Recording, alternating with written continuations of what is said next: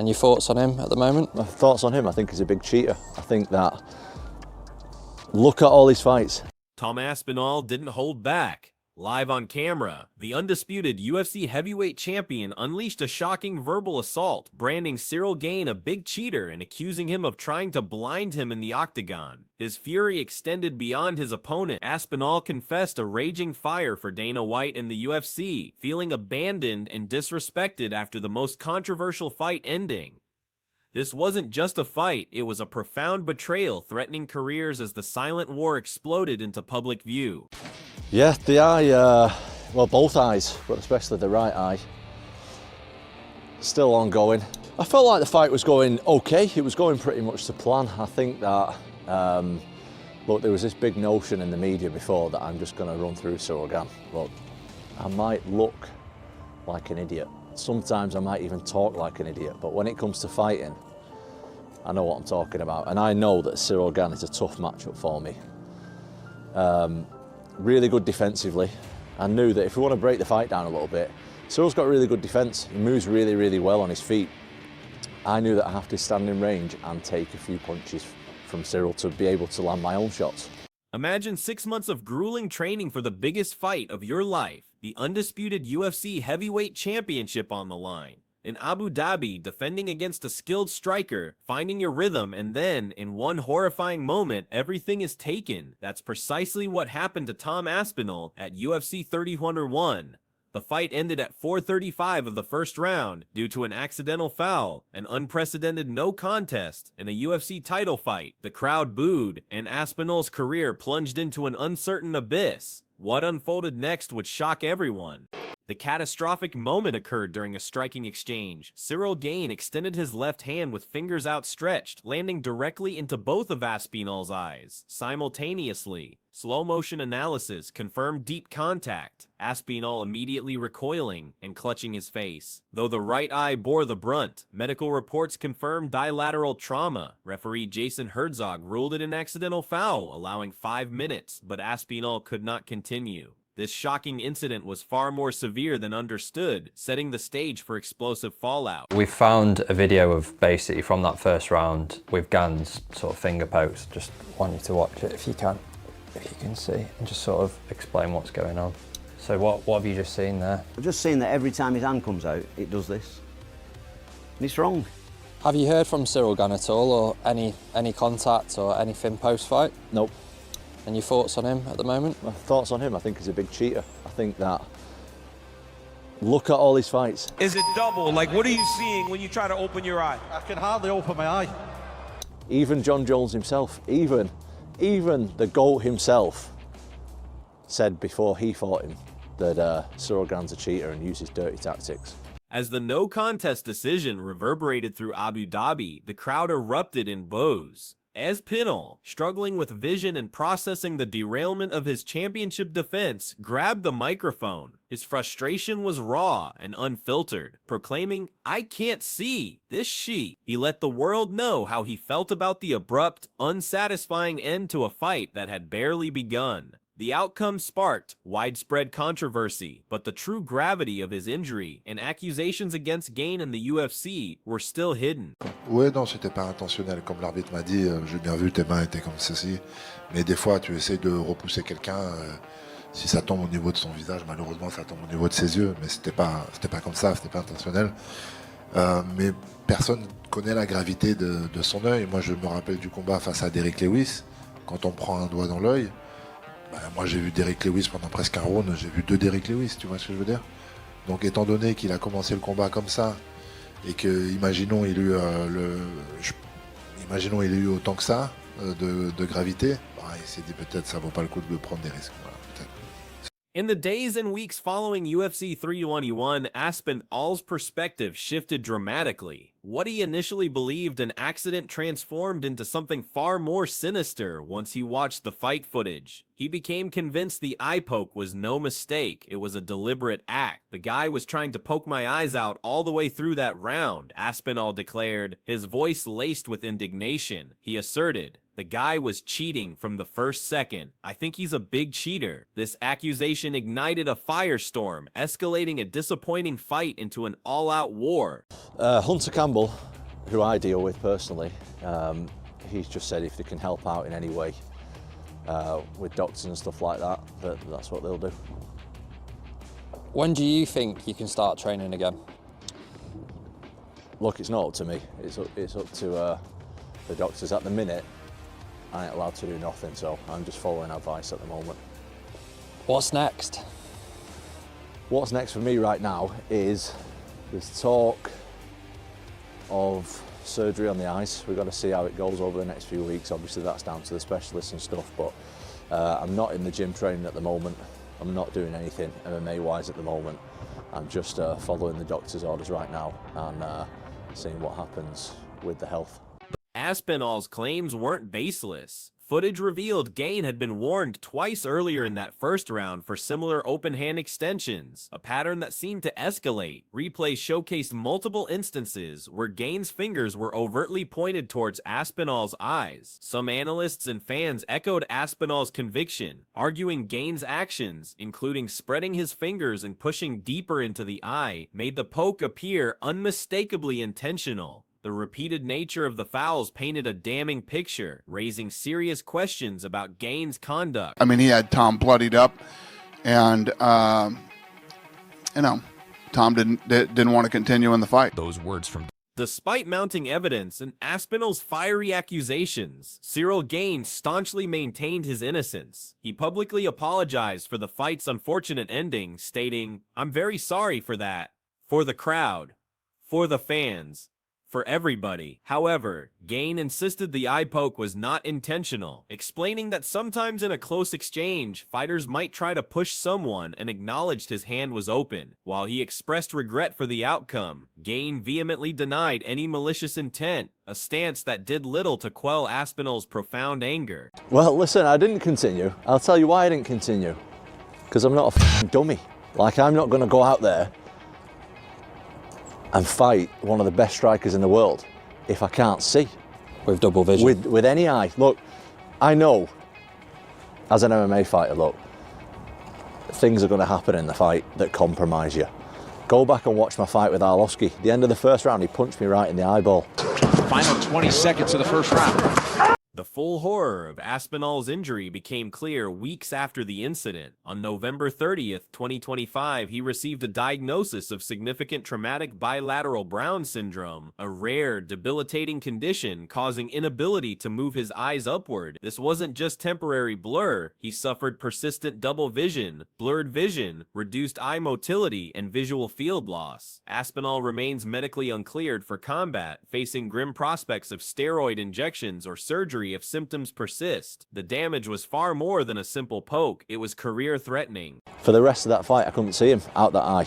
That's fine. If you get punched or kicked in the eye, that's fine. If you get double eye poked in both eyes and you've got no vision because of a foul, why should I carry on so some dummy can look and say, "Oh yeah, Tom just got knocked out"? Because I ain't going to fight if I can't see anything because of a foul. If it's a little illegal move, we have to fight through it. That's what we do as fighters. But when it's a foul, why am I going to put my health at risk when I can't see at all? Yet, the medical reality wasn't the most infuriating aspect for Aspinall. What truly incensed him was the public narrative crafted by the UFC, specifically Dana White's dismissive remarks. White stated, "Tom didn't want to continue in the fight," words that cut deep, implying a lack of heart or toughness. This perceived portrayal as a quitter rather than a severely injured champion fueled Aspinall's growing disillusionment with the organization. The fight in the octagon had ended, but a new personal battle with his employer was just beginning.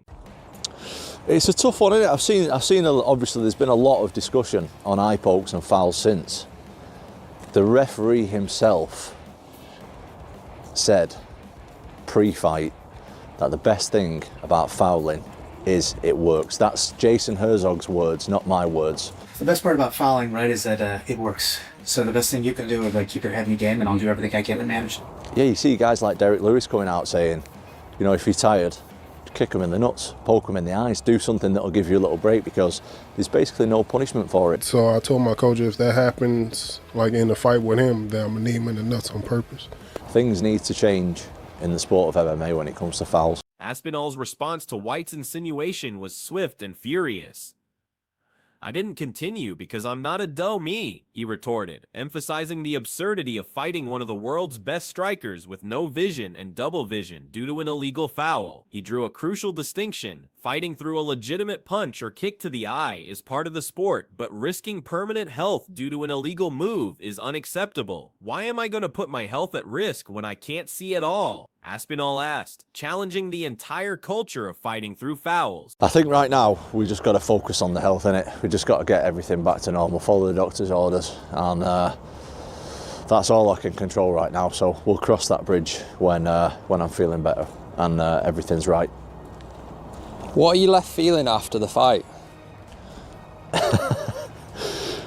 Well, look, if you were sidelined from doing your job for like 15 months, not allowed to do anything, you train your ass off for 6 months for a fight, then to get double eye pokes, to be left with no vision for nearly 6 weeks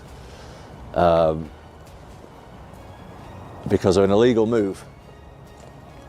How do you think I feel? Not feeling fantastic, am I?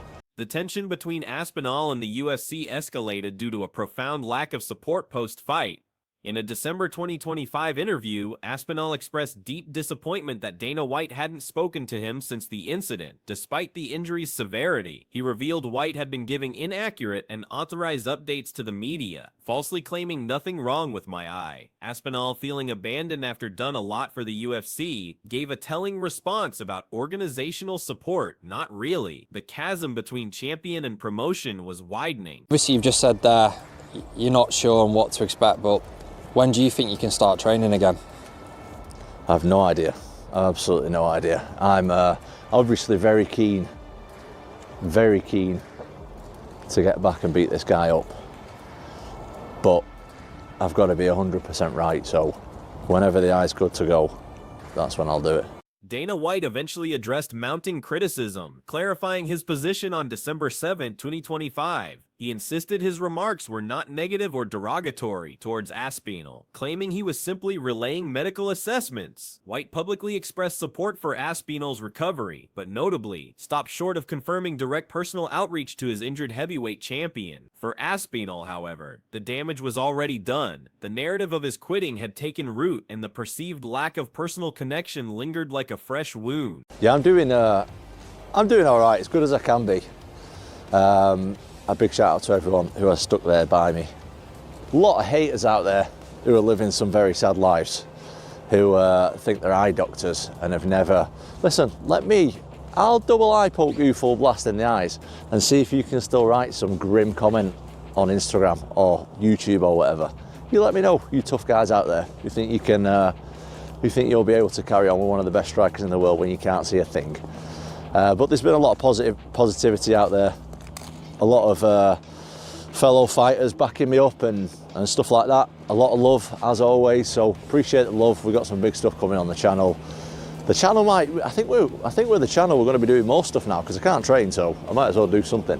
So thanks for the love. Make sure you tune in next time. All the best. The incident reignited a broader, uncomfortable conversation about eye pokes and the systemic failure of foul penalties in MMA. Aspinall highlighted a chilling statement allegedly made by veteran referee Jason Herzog pre-fight. The best thing about fouling is it works. This sentiment, echoed by fighters like Derek Lewis who admit to tactical fouls to gain a break due to minimal punishment, exposes a disturbing loophole in the rules. The sport's lax approach to illegal moves actively encourages, rather than deters, potentially career-ending infractions. But the medical reality wasn't even the most frustrating part for Aspinall. What truly set him off was the way he felt the UFC, and specifically Dana White, was portraying him in the media.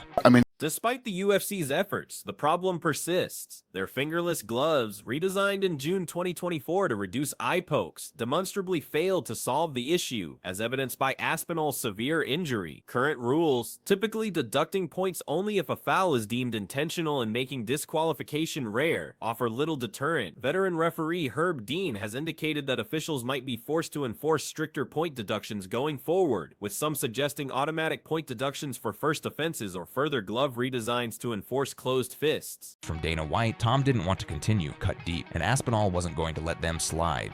Aspinall isn't an isolated case. The history of eye pokes in the UFC is sobering, filled with career-altering damage. Yair Rodriguez versus Jeremy Stevens ended in a no contest after a corneal laceration. Sean O'Malley versus Pedro Munhoz saw Munhoz unable to see for 20 minutes, another no contest. Stipe Miocic famously fought Daniel Cormier blind in one eye, suffering a torn cornea. Perhaps most tragically, Michael Bisping's career was ultimately defined by accumulated eye damage, fighting one-eyed for years after a detached retina before his 2018 retirement. The stakes are devastatingly real. Oh! Big right from Arlovsky. This wasn't just a random fight, it was the culmination of years of tension. The rivalry between Aspinall and Gane, initially marked by mutual respect between rising stars from 2021 to 2023, began to sour in 2024. Aspinall publicly accused Gane of declining fights against him and other top heavyweights, implying Gane prioritized acting over combat. Gane vehemently refuted these claims, asserting he never refuses challenges and citing a movie commitment as the reason for turning down a potential bout with Aspinall in July 2024. This bad blood was brewing long before the eye poke. As UFC 321 approached, animosity reached a boiling point. During fight week, Gane openly criticized Aspinall's habit of placing hands on opponents' shoulders during face-offs, calling it stupid and unnecessary. Aspinall, in turn, dismissed predictions that he would be taken into deep waters, a common taunt noting fighters making such claims often get finished early. Press conferences and face-offs revealed visible, intense animosity between the two men. This was deeply personal, setting the stage for a dramatic clash that tragically ended in controversy. One of the most damaging aspects of this situation for Aspinall has been the lingering perception that he quit. Some fans, particularly in a division that reveres resilience, labeled him a quitter and questioned his toughness. This narrative, if unchecked, could erode his aura as an unstoppable force. However, crucial medical evidence and impassioned defenses from experts like Dr. Brian Sutterer have validated Aspinall's decision, portraying him as a smart fighter, prioritizing long-term health over short-term bravado. The reality of his injury far outweighs misguided perception. At 32 years old in 2025, Aspinall's fighting prime is at severe risk due to prolonged inactivity and his serious health issues. This isn't his first extended layoff. He was previously sidelined for a staggering 454 days due to division politics. Now faced with weeks, possibly months of recovery and potential surgery, his career trajectory hangs precariously. The physical and mental toll of such interruptions is immense, especially for a heavyweight champion whose window of dominance can be fleeting. The clock is ticking on his championship reign. Compounding the uncertainty are his contractual obligations. Aspinall reportedly has only 2 fights left on his UFC contract, and crucially, the no-contest bout does not count towards its fulfillment. This cumulative pressure of injury, perceived disrespect, and stalled contract talks could push Aspinall toward not re-signing with the promotion. His father has openly advocated for a transition to boxing for better paydays, and Aspinall has hinted at an openness to following Francis Ngannou's lucrative path post-MMA. This isn't just about money, it's about respect and feeling truly valued. Despite the animosity and challenges, a rematch is inevitable. Both Tom Aspinall and Cyril Gane want it, and Dana White has already confirmed plans for an immediate rebooking as soon as Aspinall is medically cleared, potentially in early 2026. White acknowledged the heavyweight division's thin contender pool, making a rematch the logical next step. Aspinall himself is very keen to get back and beat this guy up, but insists he must be 100% right. The personal stakes have grown exponentially since their last encounter, transforming professional rivalry into genuine hatred. Through this incredibly trying period, Aspinall has maintained a defiant connection with his supporters. While he acknowledges a lot of haters out there who are living some very sad lives, he also offered a stark challenge. I'll double eye poke you for blasting the eyes and see if you can still write some grim comment. He expressed gratitude for the lot of positivity out there and the backing from fellow fighters, proving he remains grounded in his community. This unwavering support provides a vital lifeline as he navigates his uncertain path back to the octagon. So, where does this leave Tom Aspinall? He holds the undisputed UFC heavyweight championship, possessing undeniable skill and a stellar resume, yet he currently can't see properly. train, or fight, and feels profoundly abandoned by the organization that should have his back. A rival he believes deliberately tried to end his career, accusations of quitting, and a looming contract decision all weigh heavily. When Aspinall finally steps back into that octagon, whenever that may be, he won't just be carrying the belt, he'll be carrying months of frustration, a grueling recovery, the sting of betrayal, and a burning desire for retribution that Cyril Gane will feel in every strike. The question isn't whether he'll return, but what he'll unleash when he does.